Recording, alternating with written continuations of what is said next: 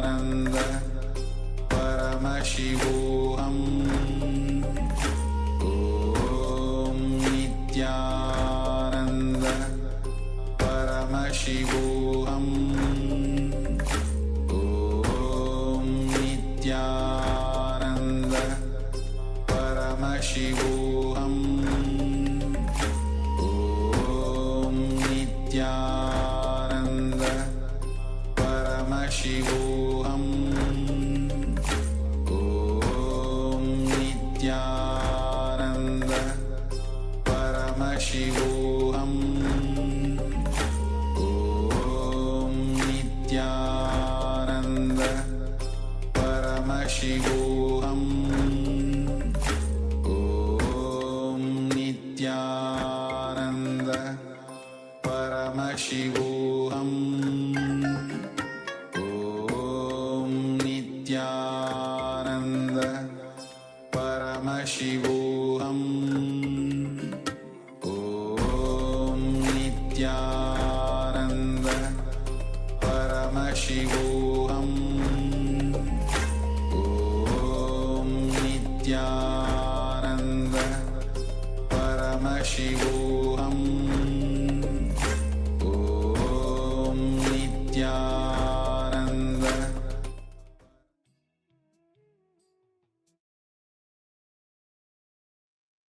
Yes. Now, everyone, please settle down. You can remove your blindfold and start drawing whatever was revealed in your inner space during this round of the power manifestation.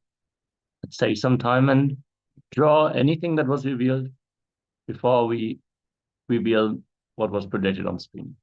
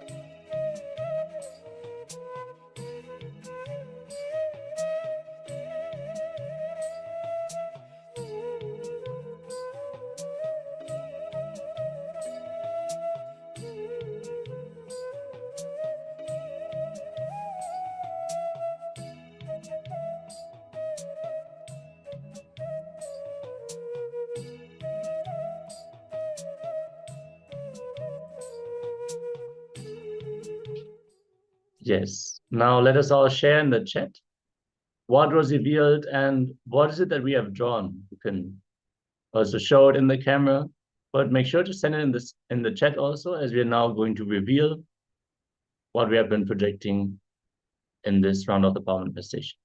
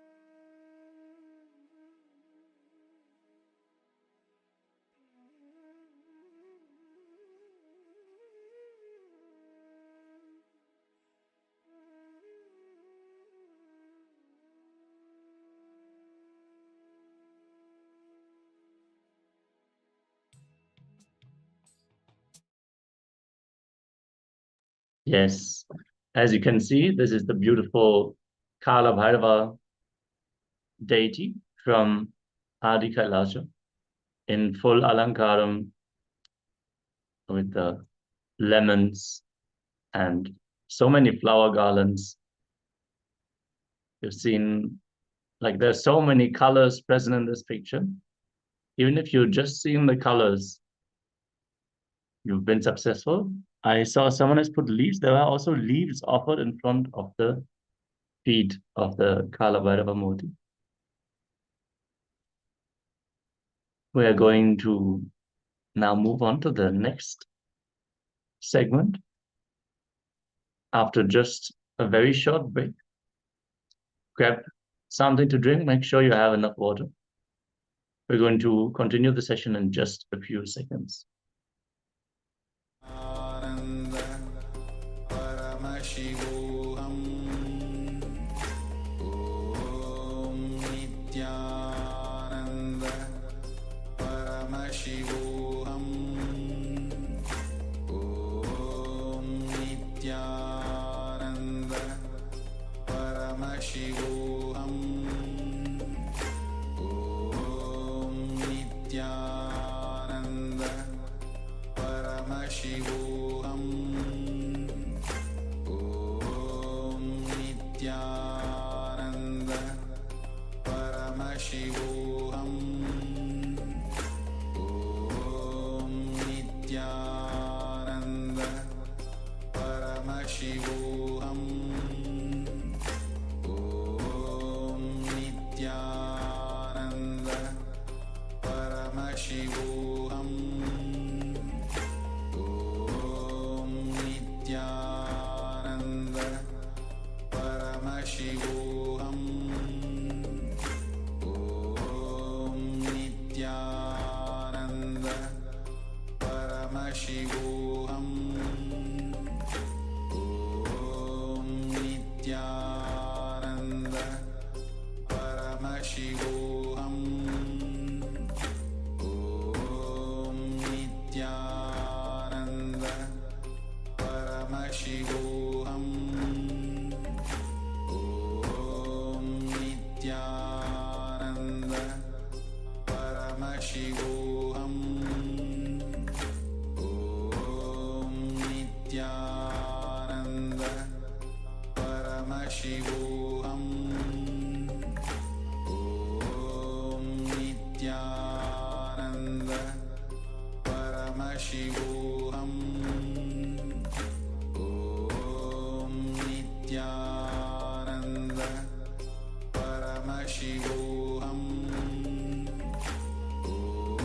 Om Nityananda Paramashivoham Om Nityananda Paramashivoham Om Nityananda Paramashivoham Om Nityananda Paramashivoham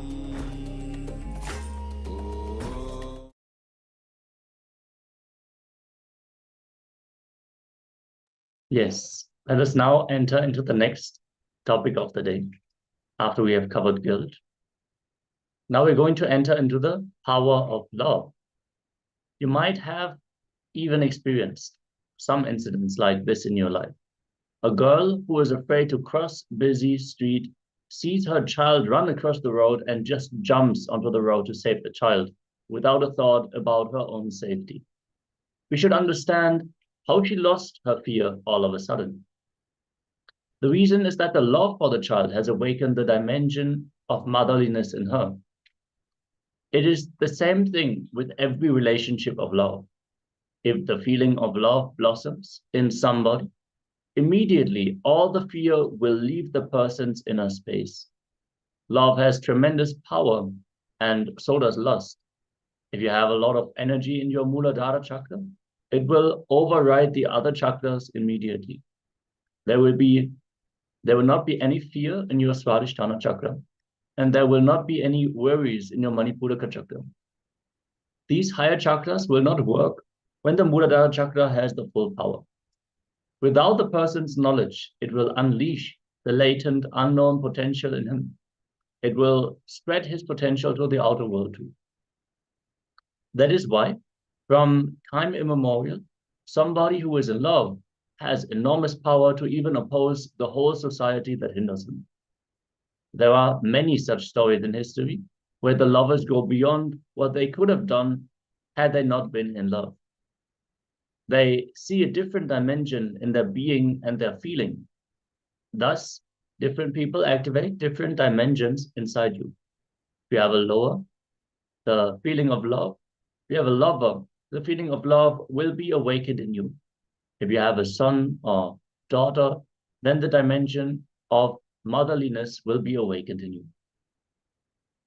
Your mind is ready to receive the experience of different dimensions. Those dimensions will blossom in you.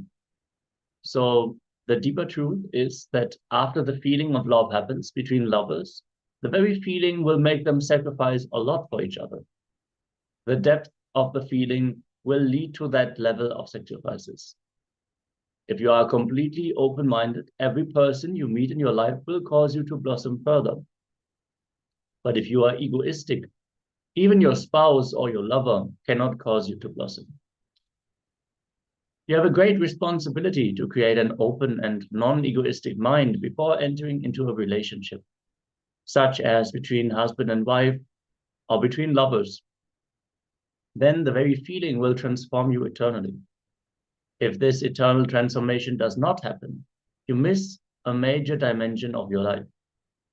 If a husband and wife are unable to create that kind of feeling of being without ego, the relationship cannot be called a relationship. It is similar to a physical relationship in animals. A true relationship is nothing but creating the transformational impact on the being or at the feeling level with each other. Why are we not able to feel true love? It is because of our samskaras, our emotional attachment to the past memories. For example, your computer has a certain amount of memory. Now, if it is filled with too many high-resolution pictures, which means that your emotional attachment is to too many things, all your memory space will be occupied. You don't have enough energy because all your emotional energy is taken away by the past incidents or the people who are in your memory, either as attachment or anger or guilt. Your whole energy, your inner space is occupied, and you will not be able to directly feel connected and fall in love with existence. All your fear, all your greed, all your guilt, and all these emotions are just because your energy is taken away by past memories. These high-resolution pictures come up again and again in your inner space. That is why you are not able to completely relate with the present moment, with the pure consciousness, with the pure being. Anybody whose inner space is not filled with high-resolution pictures, meaning too much emotional attachment, will be able to feel connected to anything. Your inner space is filled with too many things related to the past, so your inner space is not available to the present moment. You can only love or feel connected to the people or objects falling in tune with the past memories you love. You can drop the emotional attachments to the past. Suddenly you will see you have so much of inner space available to you. You can then directly open up to anybody who is in front of you without asking for his or her past. Let's now listen to the Supreme. He's sharing how to not run away from love. Let's be in a space of listening and be available. Let's listen to the Supreme Pontiff of Hinduism.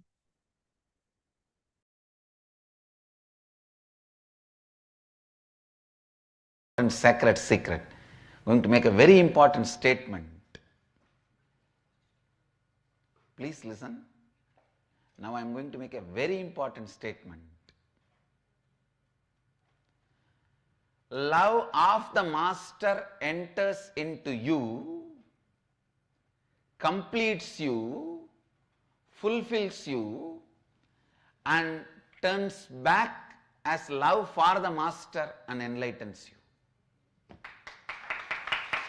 Listen. Love of the Master enters into you, fulfills you, completes you, turns around and flows as love for the Master and liberates you.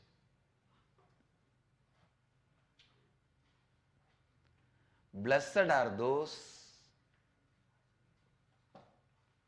who taste love of the Master. Whether it is a benign look, benevolent look, or a serious look of a surgeon. When a surgeon looks at the tumor, remember, he looks at the tumor, not you.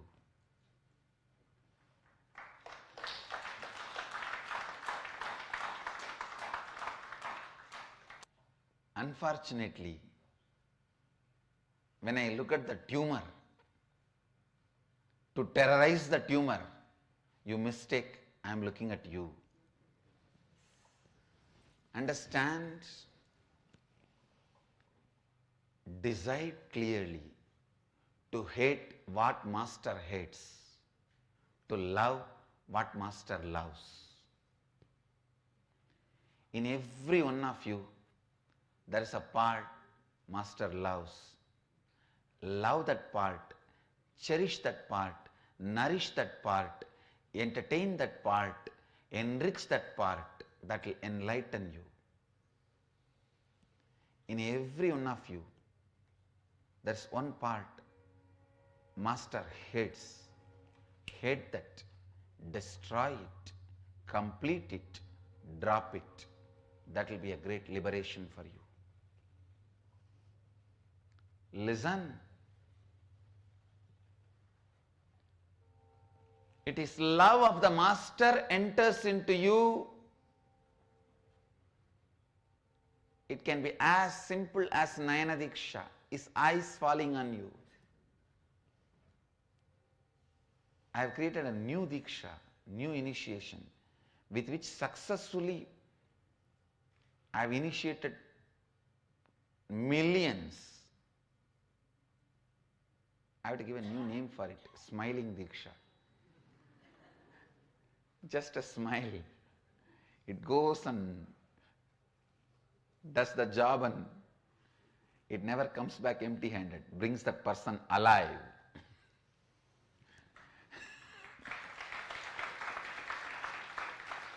Understand, the Vishnu Sudarshana goes, kills the person and comes back. Shiva's Trishul goes and kills the person and comes back.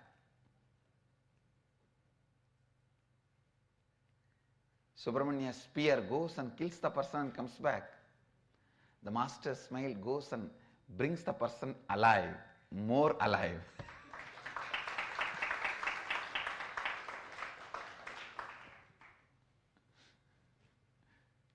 We can come up with a new name. Smile Diksha. It can be as simple as a look, smile, or a blessing, Tatastu, or as simple as a like in the Facebook.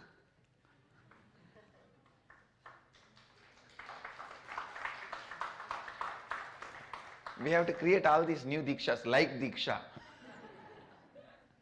It enters into you through these as simple actions as just a like, or a smile, or a look, works in you. As I said, love of the master enters into you as a like in the Facebook, or as a look, or as an initiation, or as a energy darshan, or as a word, or as a tatastu, or sometime darshan in the dream, in various forms. He enters in your life and goes on working in you. When he works, when the love of the master works in you, all the tumor automatically starts melting down. Incompletions melt down. Anger melts down. Many times you know you are transforming, but you are not able to tolerate your own transformation because you had a lot of vested interests. Payoff with your ignorance. Many times with your ignorance, you are in a known, comfortable, cozy zone. But Master's love melts all that. You know your transformation, your own transformation is too much for you. And you even try to escape.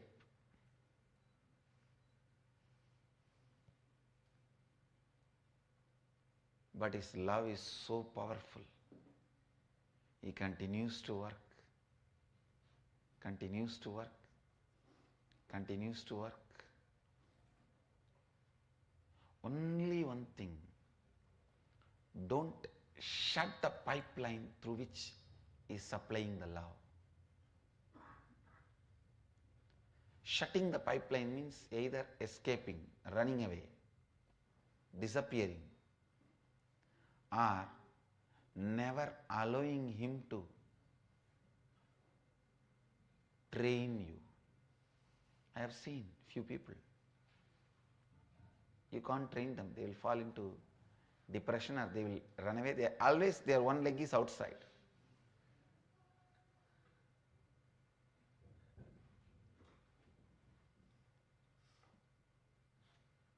Always when they have one leg outside, and I also leave it, okay, do what you want, what is there. The tumor has become more heavier than their body weight in them. See, when your body weight is, the good muscles, good organs, weight is 50 kg and tumor is 20 kg, we can remove the tumor and throw away and have the body living, alive, kicking around. But if the body weight, good part is 50 kg and the tumor has become 80 kg, then what to do? Naturally you feel tumor is you. When I try to do surgery on the tumor, don't touch me not. Then I say, all right, come back with a new body. Okay.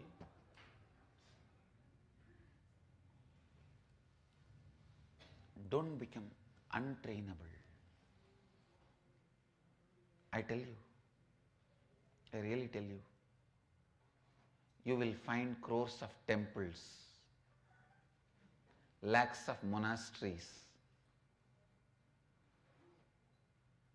thousands of gurus, but only very few incarnations.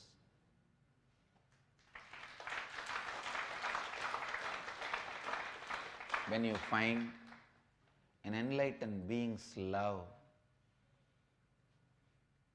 when you are fortunate enough to taste and get to be around the enlightened being, don't miss the amazing possibilities, the amazing space can happen in you, the amazing depth which can happen in you. Please understand, allow the Master's love to work inside you with joy, with love, with cooperation. Training becomes much easier and simple, straightforward. When you celebrate Master's presence, he also celebrates your presence. Understand? When you celebrate Master's presence, he also celebrates your presence. When you allow the Master's love fill you, when you allow yourself to be soaked in his love, in his presence, it fills you and overflows through you as a love for the Master. Please understand, if you have any love for me, it is never yours, it is mine. Love of the Master only can become love for the Master.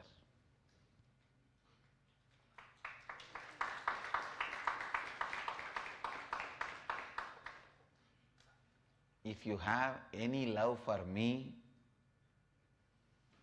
be very clear, it is mine, it is not yours. Only the love of the Master can fill you and overflow through you as the love for the Master. When you allow love of the Master fill your inner space, first it does is the job of the scavenger, cleaning it, cleaning you, cleaning all your incompletions, cleaning all your powerlessness, like how water goes only to the pits first and fills.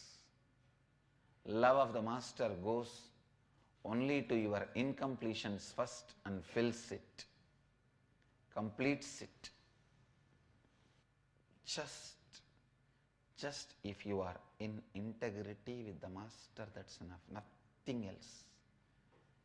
Just integrity with Him, because integrity with Him will pour more and more His love into you. Please understand, Master is also a very powerful energy. When He pours love of the Master in you, He will naturally make it as a love for the Master and make it fluid back. When the love of the Master gets poured in you and turns into the love for the Master and connects back with Him, you are enlightened. Now nothing more is there in you which you can call as you. When the circle is complete, you are complete, He is complete. That is what I call Advaita Swarupa, the Advaita. When you are experiencing love of the Master, it is Visishtadvaita. When you are experiencing love for the Master, it is Dvaita. When the circle is complete, it is Advaita.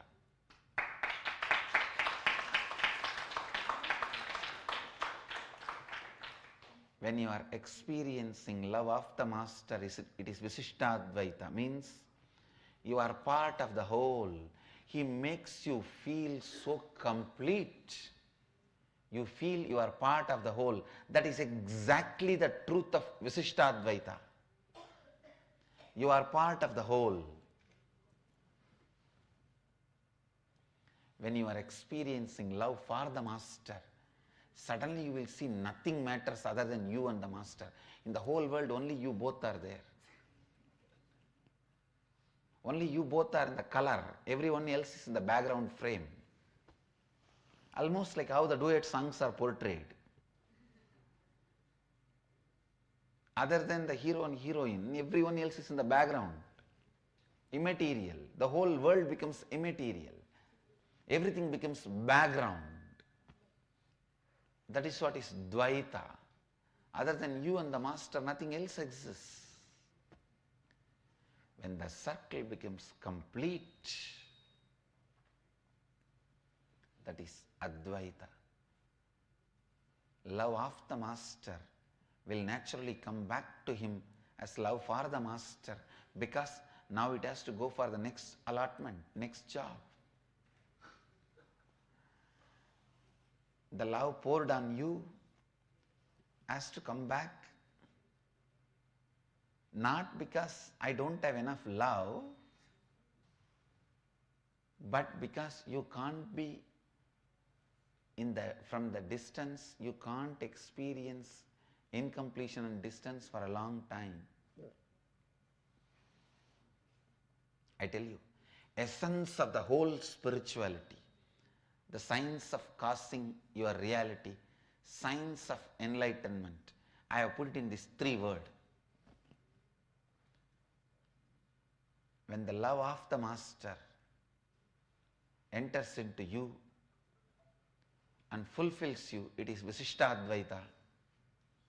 When the love for the Master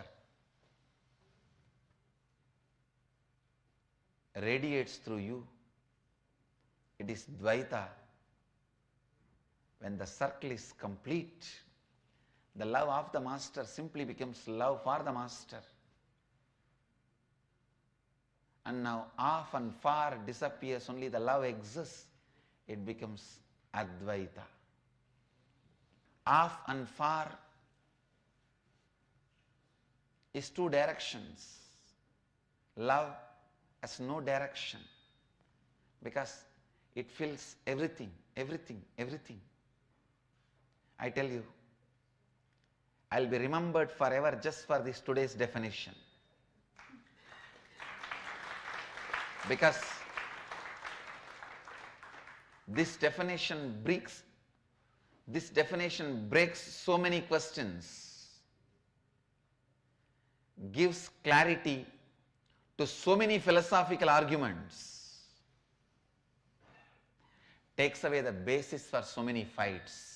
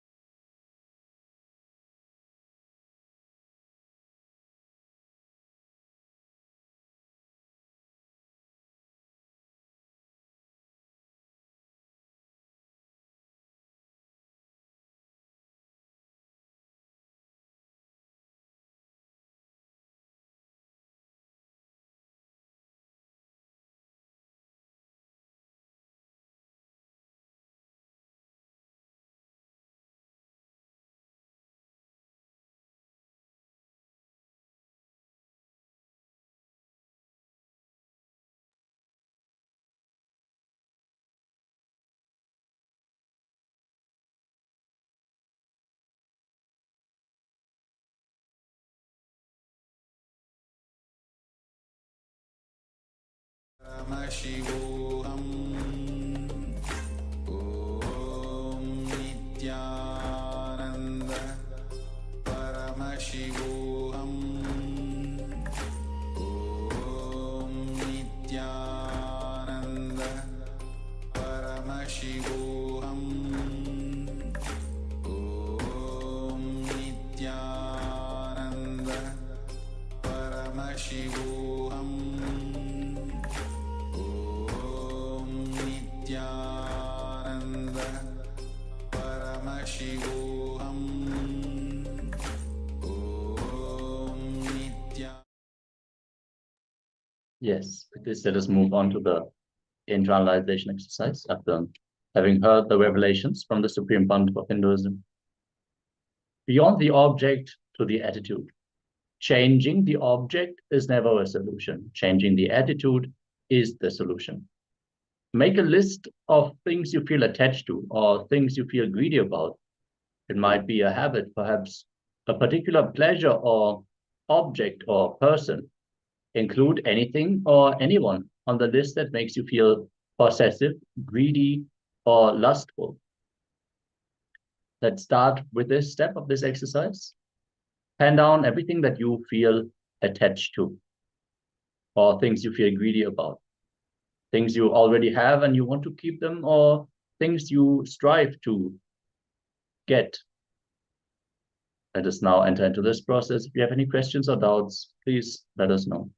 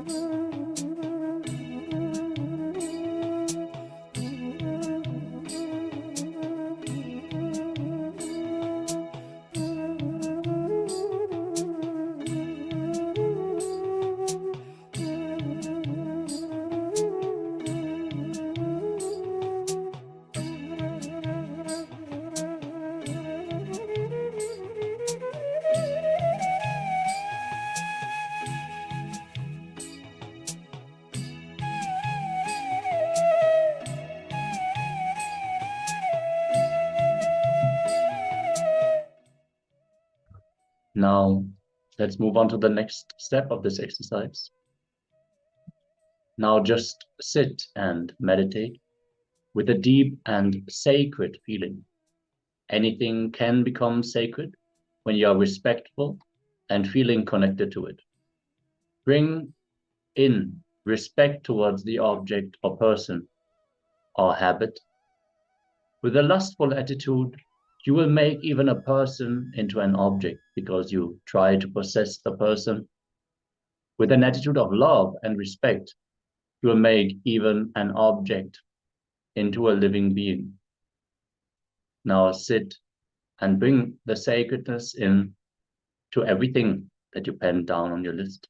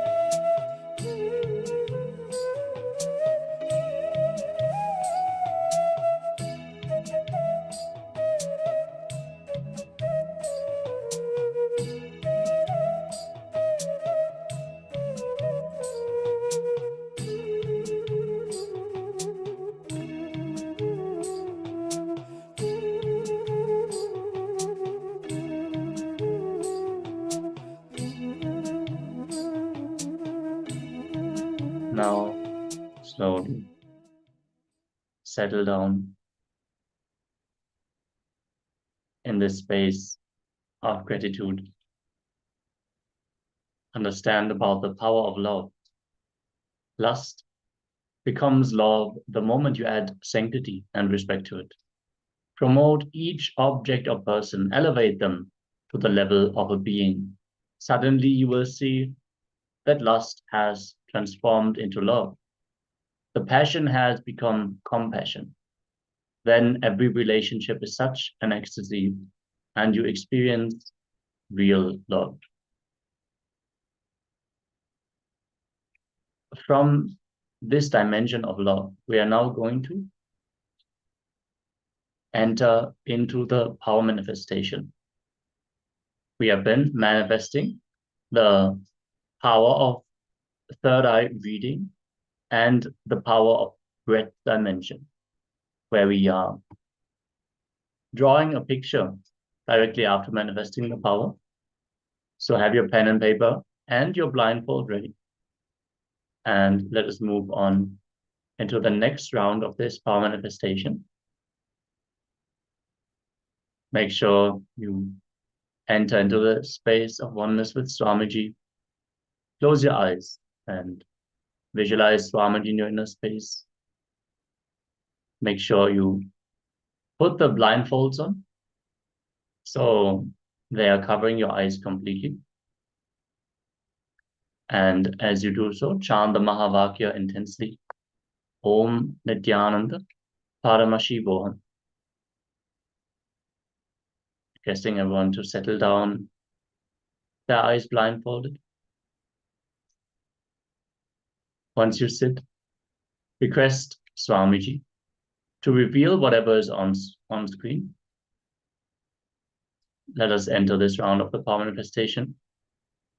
We're going to project the picture after just a short moment. Sit and connect to Swamiji in your third eye and chant the Mahavakya intensely.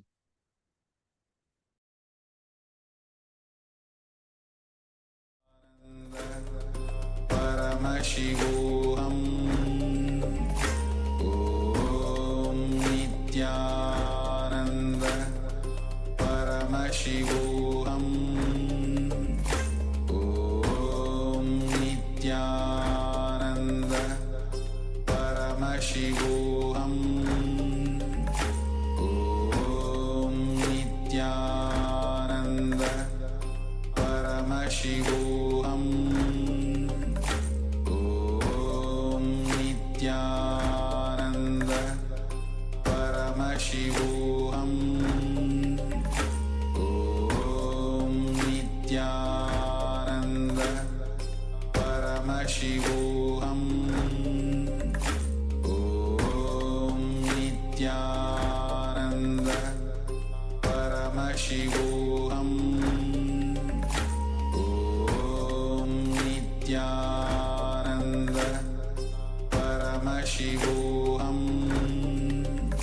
Om Nityananda Paramashivoham Om Nityananda Paramashivoham Om Nityananda Paramashivoham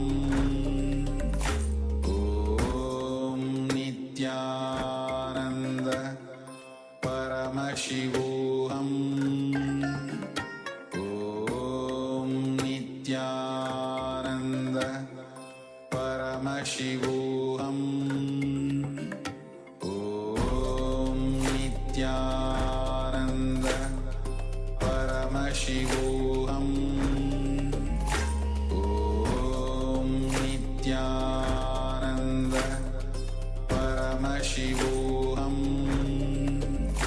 Om Nityananda Paramashivoham Om Nityananda Paramashivoham Om Nityananda Paramashivoham Om Nityananda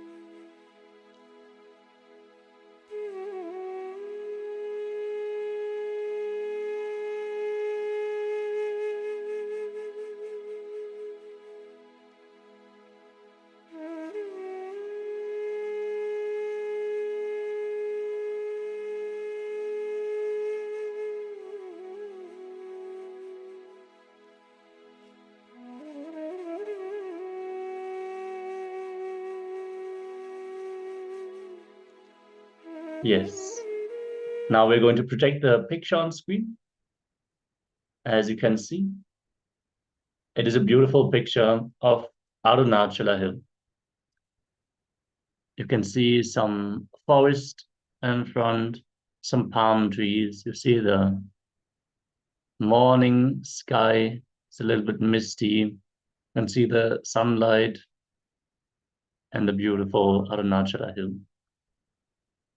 Let us know in the chat what was revealed to you in your third eye throughout this power manifestation round, as we are now going to move on to the next segment, which is going to be all about Guru Bhakti. We have discovered the dimension of love and what it can do in our day-to-day life when we bring love towards objects and people. But let us now learn about the ultimate relationship and the ultimate feeling connection, which is the Guru Bhakti. Let's jump right into this video.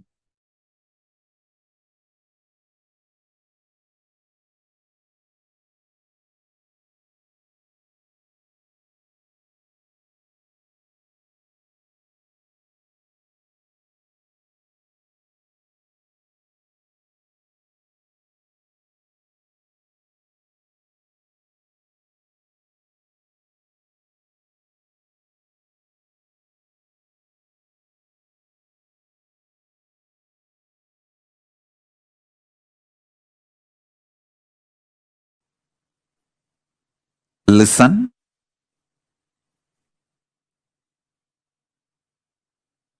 Greatest that can happen to human being is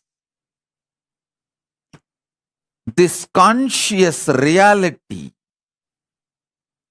becoming the existence, part of your existence. Listen. This conscious reality can be part of your existence if you have a direct feeling connection, Guru Bhakti. It can just like a jumping of the flame, transmission of the lamp. Hey, Paramashiva is real. Over. You just know. Swamiji said it. Paramashiva is real. Paramashiva is real. And based on that, your whole cognitive shift happens. Your existence shifts. From that reality, you cognize, exist, act, manifest, gravitate, do everything.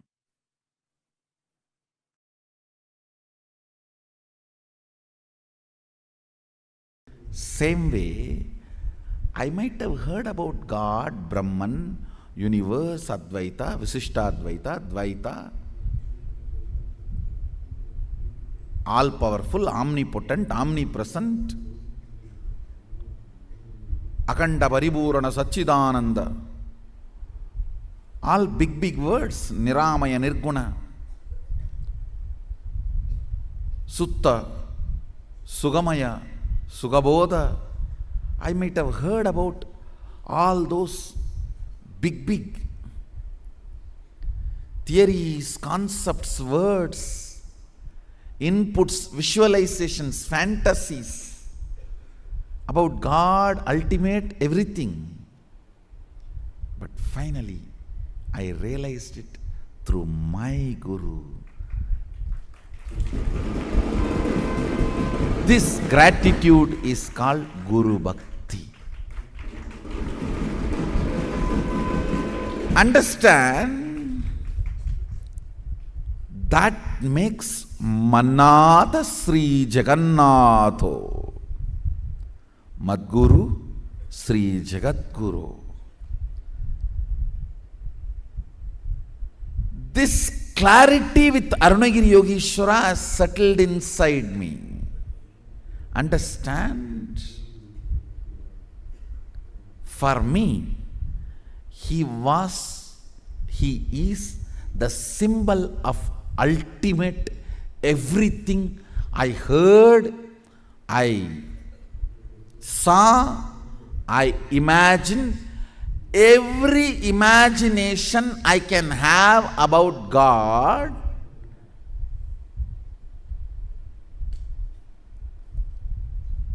not only he was fulfilling, he was overdoing.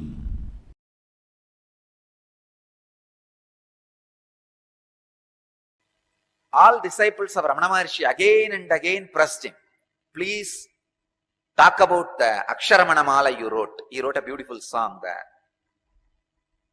marital garland of letters, Aksharamana Mala on Shiva, on Prema Bhakti, on Madhura Bhava. Again and again, people were pestering him, please give meaning for it. You explain. He said, there are something, if it is spoken, it is degraded, that's all. The very word will make it dirty. Either you should just understand and keep quiet about it, just deny the very existence of it. But if you start speaking verbally, the whole joy will be lost. The whole thing will become dirty.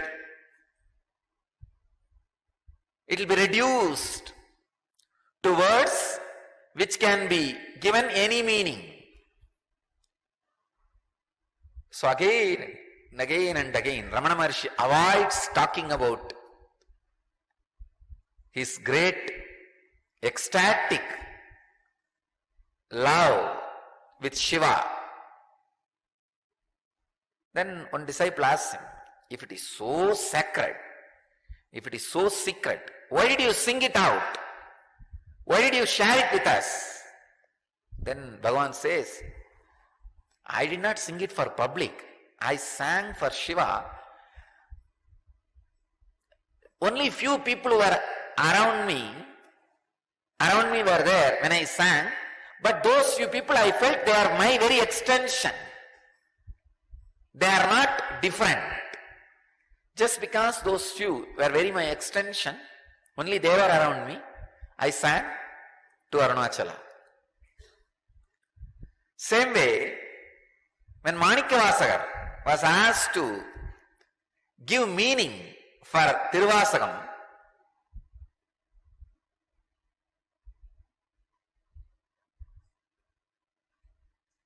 he just smiled and showed Nadaraja, just climbed those steps of the Garbhamandir of Chidambaram Nadaraja and disappeared into Nadaraja.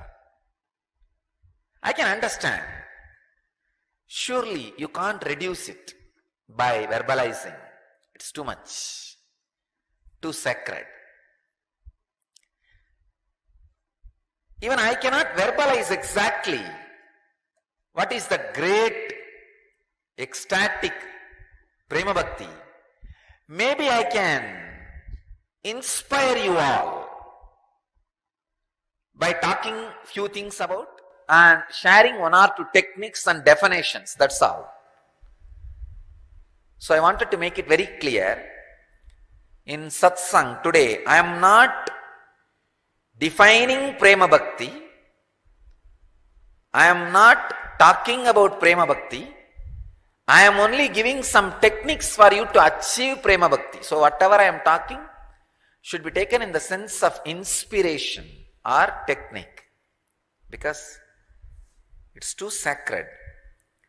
Nelatamareya nitananda tande palatamareya rushiyante tilatamareya tailatante maratamareya tejitante bhavatamareya brahmanakishta Chennamalligarjunan Nilavanaru Ariyavarutu. It's from Akkamma Devi. Like the treasure hidden in the ground, taste in the fruit, gold in the rock, oil in the seed, the absolute is hidden away in the heart. No one can know the ways of Chennamalligarjuna. Akkamma Devi, one of the great Prema Bhakta. lived like a child in ecstasy. She sings, it is hidden so deeply, you can't sing about it, you can't tell about it. That's the truth. Manikya very beautifully says, Karandabal kannalodu neigalandar bola, Sirandadiyar Sindanayul Tenuri Nindru.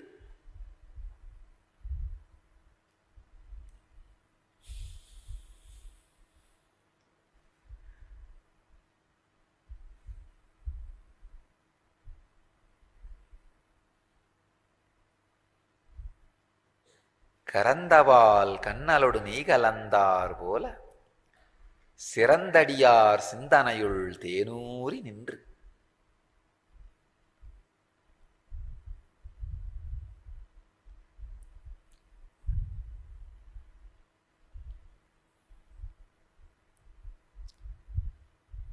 Ramakrishna says, if you go to a feast, before the food was served, there will be a lot of talking.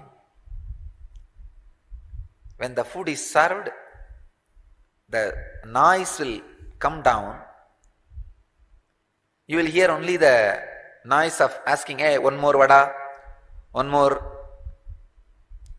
laddu, a little more rice. Only those few words will be heard. But after a few minutes, even that will not be heard. Ramakrishna says very beautifully, only the sound, chop, chop, chop, of food being tasted in the mouth, or the sound of the curd in the leaf plate, only that will be heard. I can say, these great sacred sentiments, they are neither the noise of gossip, nor the noise of get the laddu, get the jaggery, get the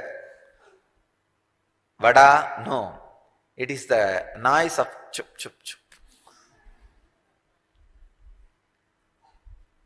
Akkamma Devi has nothing to tell, but she has something to sing. It is too much. See, if you are too much in stress, you may not want to tell anything to anybody to show that you are weak or stressed, but your face will show, you will do something like that sometime. Oh God. Your face will show it. Same way, Akkamma Devi doesn't want to tell anything. She can't. It's too much. But same way she can't keep quiet. It is too much inside. She is just singing. She has nothing to tell, but lot to sing. That is why she is singing. Nelatamareya nitanatante, palatamareya ruchiyante, tilatamareya tailatante, maratamareya tejitante, bhavatamareya brahmana kishta, Channamallikarjunanu nilavanaru ariyavarudu. Like the treasure hidden in the ground, taste in the fruit, gold in the rock, oil in the seed, the absolute is hidden away in the heart. No one can know the ways of Channamallikarjuna. She is not telling anything in this, no meaning. Final conclusion of this whole statement is, the ultimate is hidden in your heart. Nothing can be told. Tell that in 2 words. Why do you need a big poem?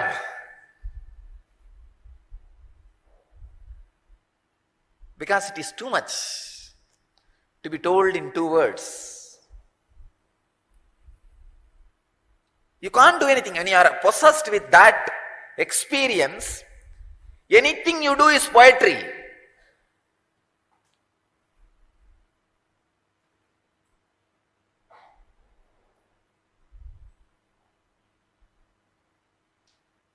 Andal, every day she will wear the garland, which is made for Krishna, Vishnu. One day the father, of course, who brought her up. We don't know who is the physical father or the biological father. We only know somebody who brought her up. Periyalvar. So he caught her.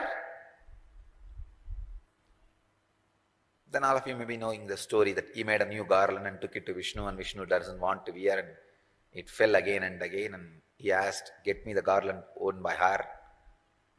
Then he realizes her glory, and somebody asks her, what do you mean by wearing the garland for Krishna? She says very beautifully, no, I am wearing it for his pleasure. I am beautifying my body because he is going to see me. He is going to enjoy me. He is going to experience me. No more independent identity. Even the body is offered to him, Krishna. Krishna Prasada or Nevedya kept for Sri Krishna.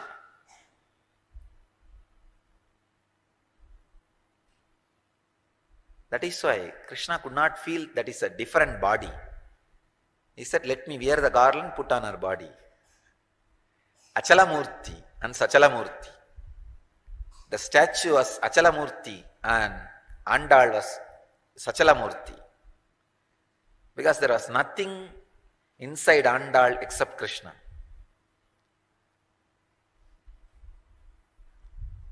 Dressing up because Krishna will see me. This belongs to him. So Akkamma Devi has nothing to tell, but she has to tell something.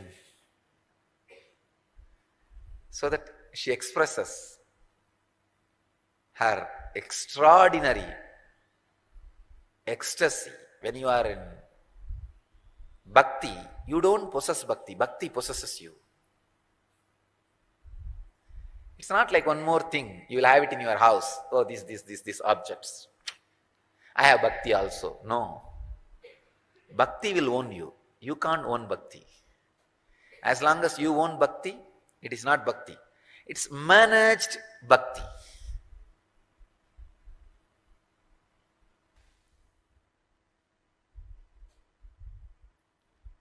Bhakti is awakening of the non-mechanical parts of your brain.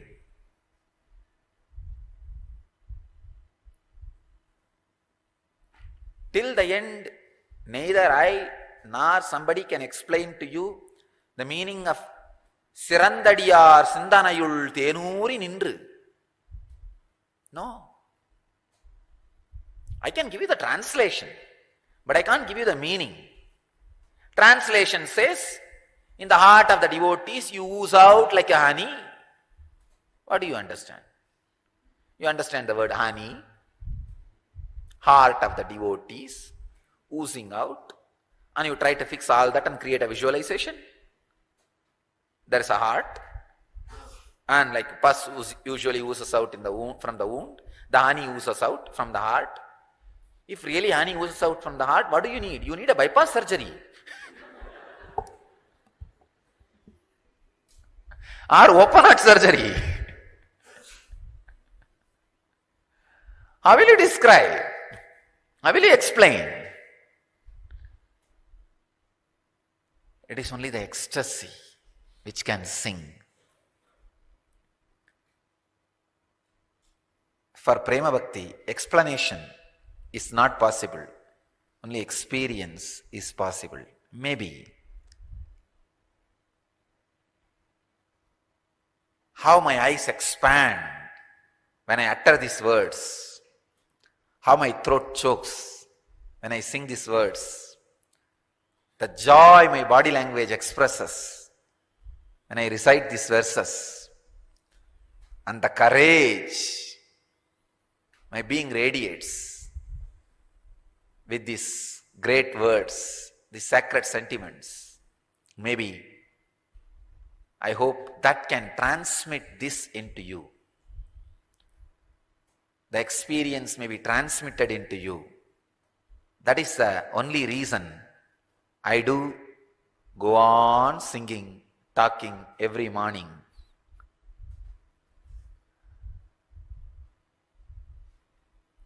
Otherwise, there is no other way. There is no other reason why so many words should be used to sing about something which can never be sung, to explain about something which can never be explained.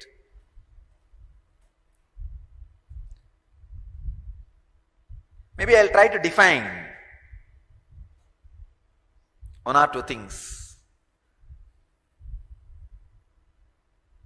from the Narada Bhakti Sutras.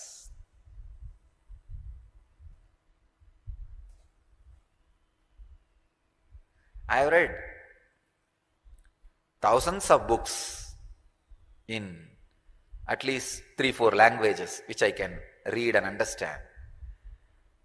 Only one book in my experience does not talk about the subject at all about which the book is supposed to talk. If it is Yoga Sutra, it talks completely about yoga. If it is Brahma Sutra, it talks completely about Brahma. There is one book does not talk about the subject which is supposed to be talking, which that book is supposed to be talking. That is Narada Bhakti Sutras. The title is Bhakti Sutras, but till the end Narada is not able to touch 1 inch of bhakti. He goes on beating around the bush, because the bush itself can't be beaten.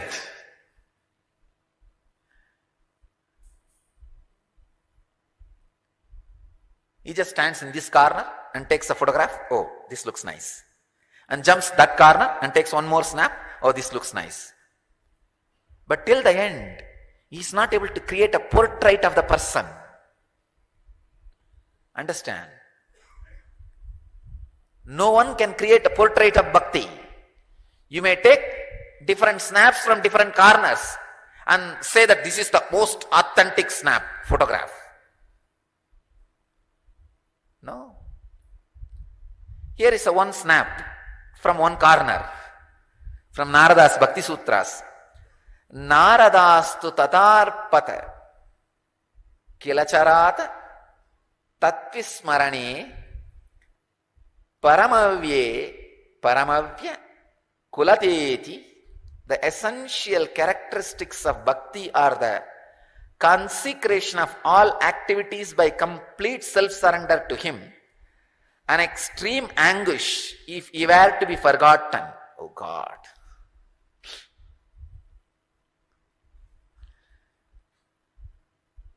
He is describing a deep passions and passion in this one sutra. Self-surrender, an extreme anguish if He were to be forgotten.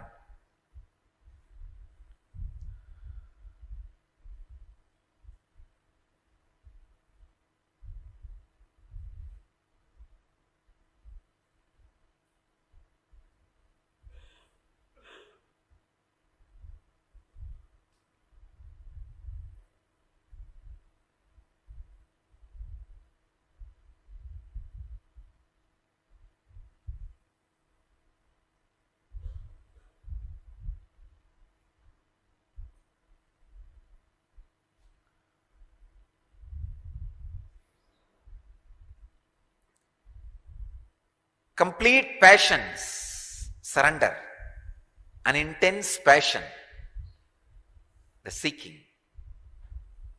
is the essence of Prema Bhakti.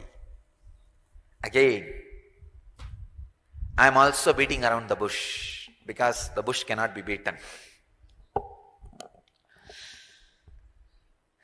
It can only be different directions, different sides, different explanations. But experience has to happen by the proper process.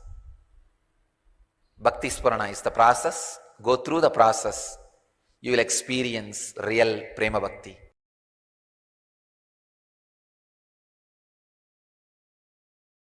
As I said, in every dimension, there are different methodology to work. The dimension of length, logic, analysis, understanding is the methodology to reap the best benefits of the length dimension. Best methodology to reap the benefits of the breath dimension.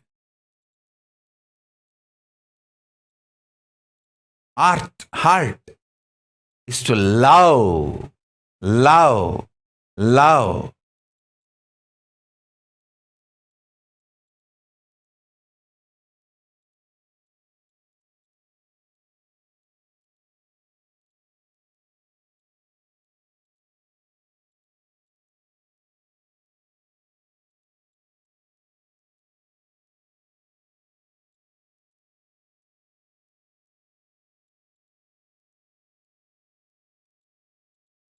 Best method to reap the benefits of the depth dimension, be ferocious and manifest.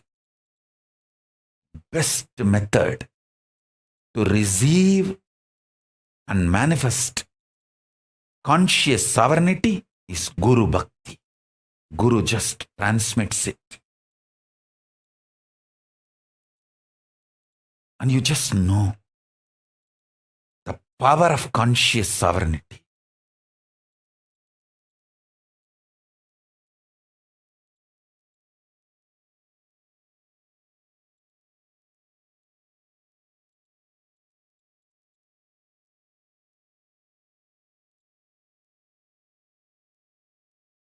No negotiation, no political bargaining can bring conscious sovereignty.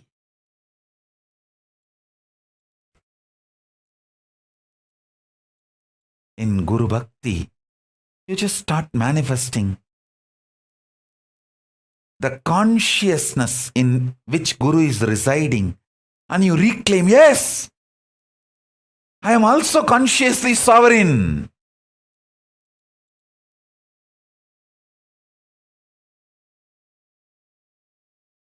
Essence of teachings I learnt from my Guru, Arunagiri Yogeshwara.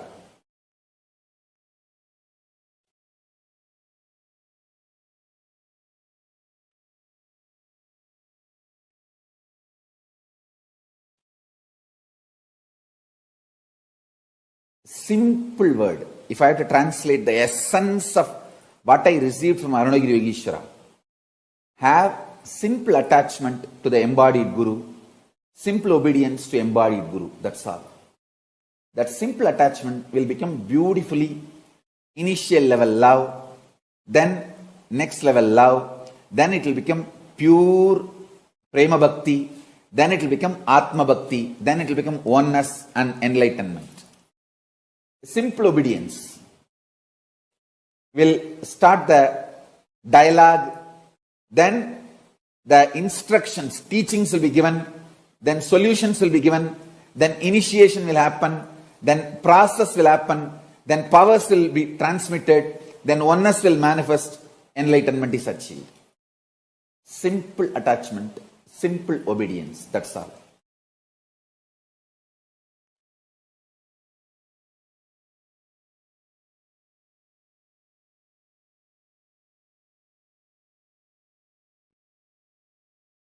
All teachings, Guru Tattva, essence to be imbibed, all this ultimate truth, everything is only to connect you to the embodied Guru. Once you have reached the embodied Guru, after that only one teaching, simple attachment, simple obedience, that's it. Then simply the transmission happens and you become enlightened. It is too simple.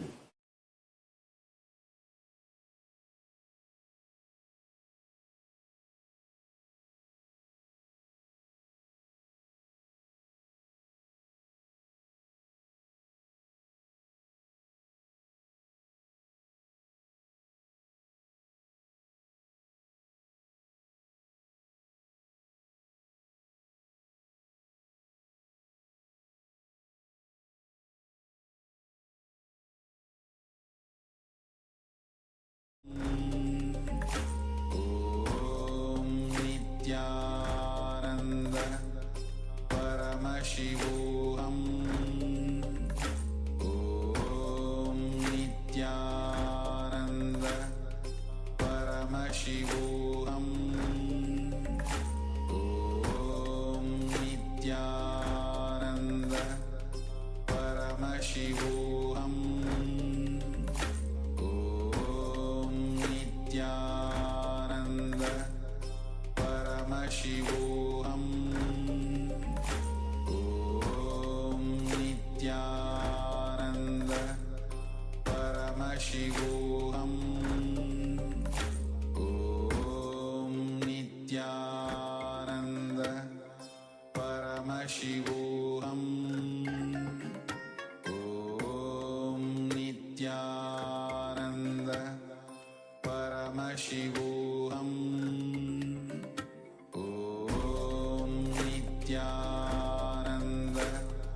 Paramashivoham Om Nityananda Paramashivoham. Your brain radiates. Your knowledge explodes. Surrender becomes the space for Paramashiva to dance. It becomes the Chidambara for him to dance. If you want to experience surrender, start enriching. Then everything else just follows. If you want sudden enlightenment, make the enriching as your basic cognition. If you want gradual enlightenment, go through integrity. Integrity means aligning all the words you utter inside and outside to the reality. Start. Then authenticity. Start. Then responsibility. Start. Then enriching. Start. Understand. People ask me, Swamiji, is enlightenment gradual or sudden? It is both, based on you, up to you. If you want gradual enlightenment, that is enough for me, sudden is too much. It's like somebody else entering into me. So, gradually, we will eat food also, and this also, and that also, and that also, and that also, and that also. After slowly, sometime. If you are interested in gradual enlightenment, you can start with integrity, authenticity, step by step. Whenever you fail, completion, and then again restoring the space, and then you can continue.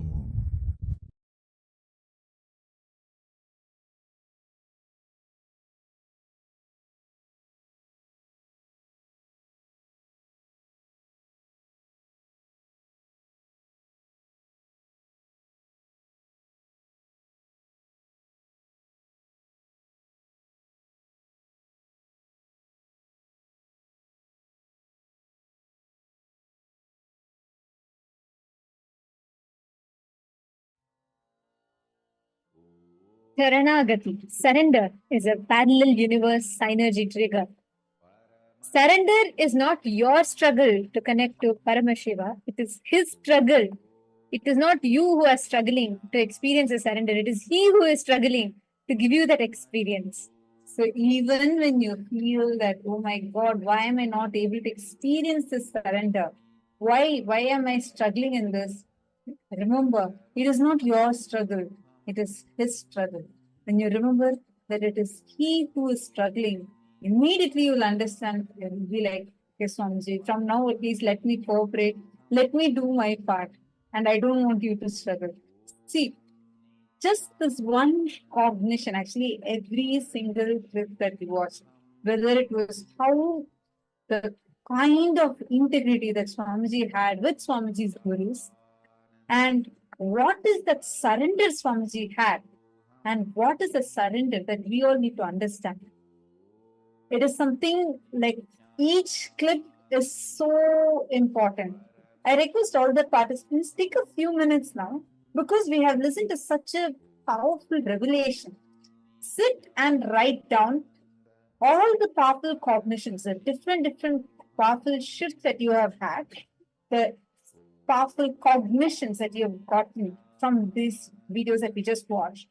Write it and post it here in the chat. I request everyone to take a few minutes before you do anything else because it's so important. Every single clip, every video, every segment of this, every point that Swamiji uttered, every word Swamiji uttered is so important.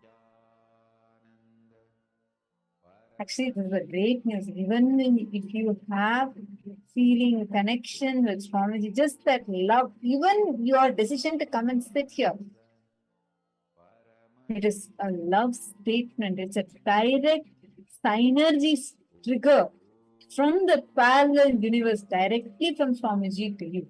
That is why even you are able to experience this feeling connection. That is the only reason you are able to have this feeling, that devotion, that surrender happening inside of you.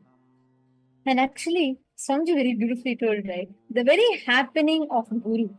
If you are experiencing anyone, like each of us are here because we all experience that deep love, right? We feel like, oh my God, Swamiji. And that experience, like Swamiji beautifully revealed, it is his love that flows into us as love for the Master. And it overflows, it fulfills us and overflows back as love for the Master. It is love of the Master that flows into us, fulfills us, overflows through us, and flows back as love for the Master. There's a very beautiful line in Shiva Puranam which says, Avanarulale avantalvanagi. Even to connect to the Guru, you need to have his grace. It is only by his grace even you can connect him. So the very fact that every one of you sitting here today are here listening to this is because you are handpicked by the cosmos to be here, to receive Swamiji, to experience Swamiji in this incarnation of his. Now, it is time for all of us to get ready to receive the darshan. We're all going to be receiving the live darshan of Guru Murti form of Paramashiva today. To all the participants, every one of you that are sitting here with us. Today, the most powerful initiation we are going to be receiving. Initiation to experience the deep feeling connection and Guru Bhakti with the Guru. We're all going to be receiving the initiation to experience Sharanagati. Experience a space of surrender. Experience a space of deep feeling connection with the Guru. I request all the participants and every one of you to please settle down. Please be seated. Now, we are going to be experiencing this powerful darshan of Swamiji as Bhagavan, Ashwarudha Murti and Guru Murti. The Guru Murti form of Paramashiva is the exact form he had come down as Arunagiri Yogishwara. The very form he had happened to show the whole world the beautiful Leela of the ultimate way to manifest the ultimate relationship, the Guru-disciple relationship, where he himself played the role of Guru, which is Arunagiri Yogeshwara, and he himself played the role of the ultimate disciple, which is Swamiji, to show us all, to guide us all, to live and radiate and show to each one of us how to have that ultimate relationship with our Guru Swamiji. So now, to all the participants that are here sitting with us, it is time we are going to be experiencing this powerful form, this powerful darshan of Swamiji as Bhagavan, Ashwarudha Murti and Guru Murti. Now, we are going to also be sharing with all the participants some of the ways you can connect to the deities to experience the powerful experiences as your own experience, manifesting all these experiences as your own experience through the Kriya Pada of Hinduism. Now, what we are going to be seeing are the different ways you can connect with Swamiji through the Kriya Pada. The Kriya Pada is a unique dimension of Hinduism where you use certain rituals, various different rituals, to directly connect with the vertical time zone beings and to have the gifts directly from them as your own gift, manifesting in your life. You can ask for prayers and boons, and you can offer your gratitude through this Kriya Pada of Hinduism. And right now, as all of us are getting ready to receive that, to all the participants here today, just this darshan, having this darshan of Swamiji's is literally one of the most powerful experience that you can receive. Because just by catching a glimpse of this form of Paramashiva, just catching a glimpse of Swamiji manifesting as Guru Murti for all of us, just by seeing that, you'll experience so much of overflowing love and fulfillment. You will experience so much of compassion, so much of love of Swamiji is just flowing to you and experiencing that deep feeling connection, oneness with Swamiji. Now, we're going to be sharing with all of you. To access this page, I request all the participants to kindly head to events.ecitizen.info/seva. This is the exact page through which you would have logged into the program. And in that, if you just click the option called as Seva, it will lead you to this page. I request all the participants to take a few minutes and head to this link and please check out this page. And here, through this page, you will be